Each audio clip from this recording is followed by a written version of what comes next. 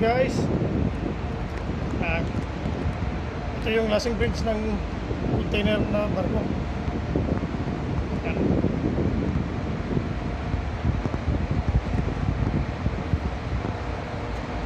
Ito yung mga lasings nya, apat yan, apat na short bar. Yan ang paglasing sa barko.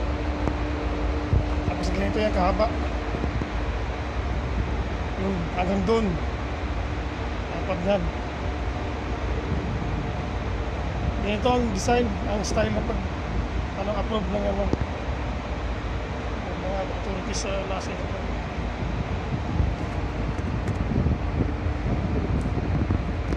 So dito sa bandang dulo, yan, may lumbar.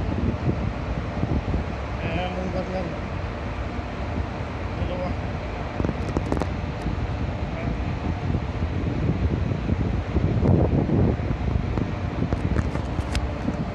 Ingat.